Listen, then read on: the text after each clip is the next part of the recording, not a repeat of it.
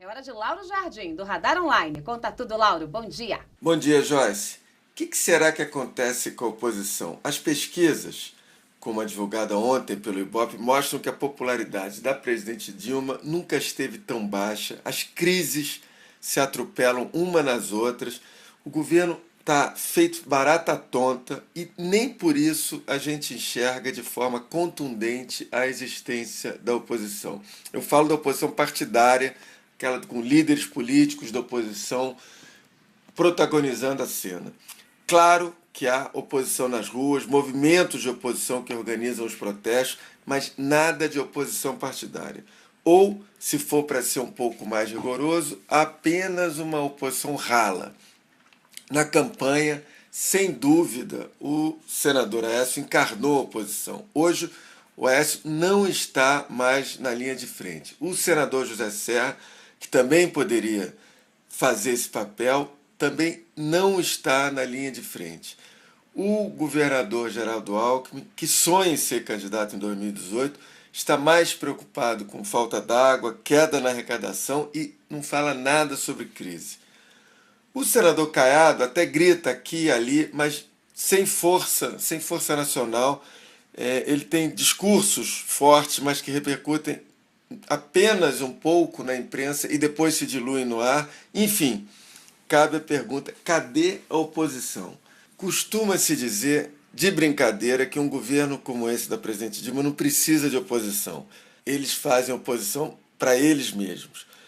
Talvez a oposição tenha acreditado nisso e levado a frase demais ao pé da letra. Joyce. Importante aqui. A Comissão de Defesa Nacional e Relações Exteriores, ela foi completamente tomada pela esquerda. Eles não querem, a preocupação deles não tem nada a ver com a defesa nacional. Isso aqui que se exploda. Até que se tivesse algum interesse, não botariam ministros completamente de esquerda na frente da defesa. Mas querem lá aprovar todos os acordos, né, que a Comissão de Relações Exteriores, aprovar todos os acordos que o Brasil tem feito com essas repúblicas bolivarianas aqui na América do Sul e seguir caminho. Exatamente isso daí. E nós vamos ver agora o comportamento do PSDB nessas questões dentro da comissão.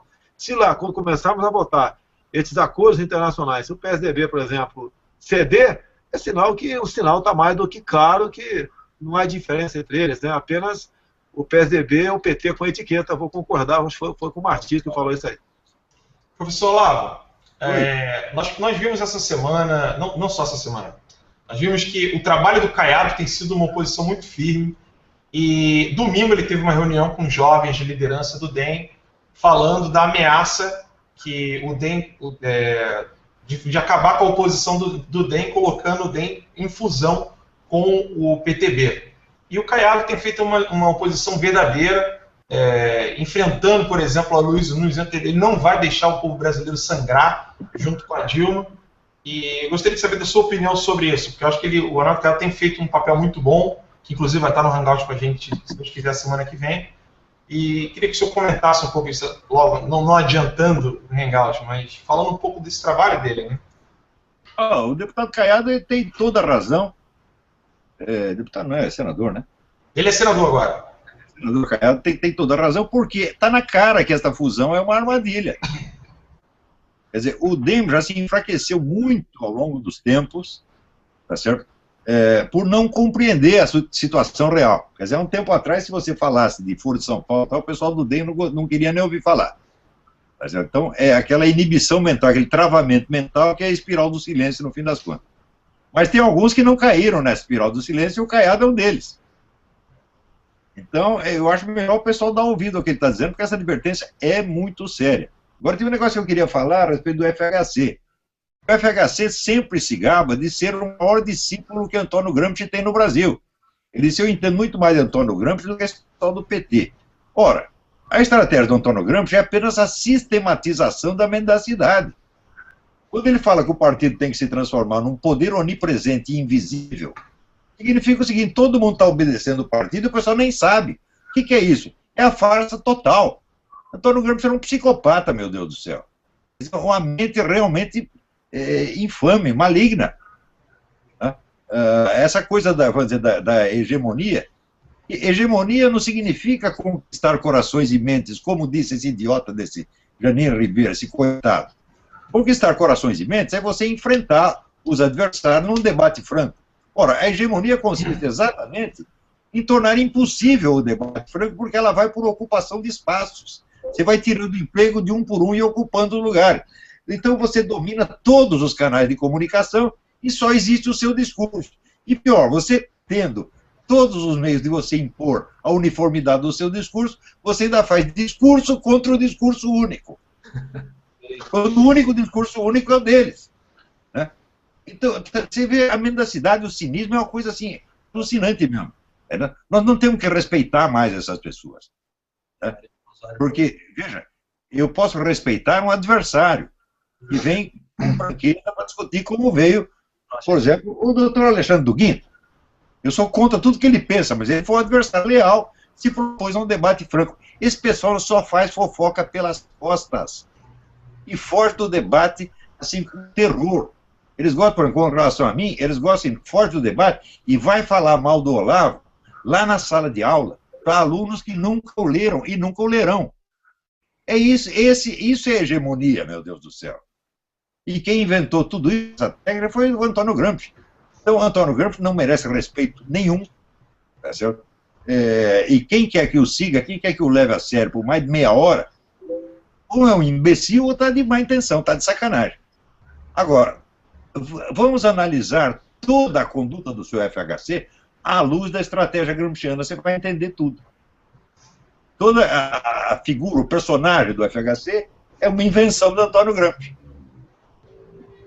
Professor, agora pensando rapidamente, talvez este teatro forjado aí, desenhado por Antônio Gramsci, né, do partido onipresente, o partido dominando tudo, talvez nós já estejamos presenciando isso, e sendo esse emaranhado de siglas apenas disfarces, quando na verdade o mesmo discurso está dentro de praticamente todos os partidos. Note na nossa última eleição presidencial, quando nós tivemos como candidata Dilma Rousseff, que é do PT, tivemos a Marina Silva, que tem quase 20 anos de PT, ou mais, o Eduardo Jorge, que também tem cerca de 20 anos de PT, a Luciana Genro, também cerca de 20 anos do PT, ou seja, todo mundo vindo do PT, e mais o Aécio Neves, que é do PSDB, que faz esse papel que a gente está discutindo aqui.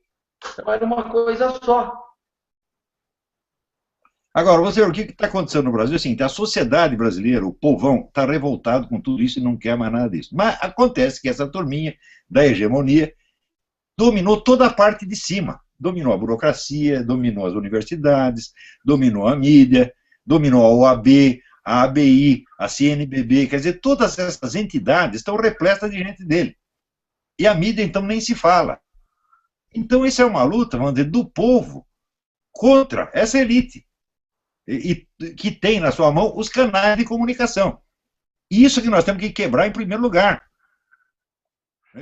Vocês querem conquista melhor do que numa campanha neste país a gente não ter nenhum candidato de direita?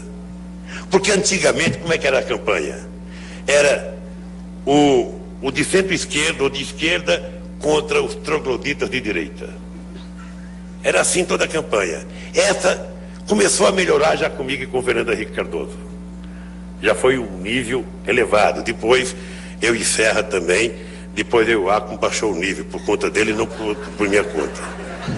Mas agora, se tivesse apresentando os candidatos que eu estou vendo aí, vai ser uma coisa inédita neste país. Se tiver 4 ou 5 candidatos, é todo do espectro de esquerda. Uns podem não ser mais tão à esquerda quanto era, mas não tem problema. A história e a origem dão credibilidade, sabe, para o presente das pessoas. Essa eu acho que é uma conquista que nós precisaríamos aprender a valorizar. Porque era inimaginável até outro dia que nós chegássemos a esse momento do Brasil. Não ter um candidato que represente a direita. É fantástico.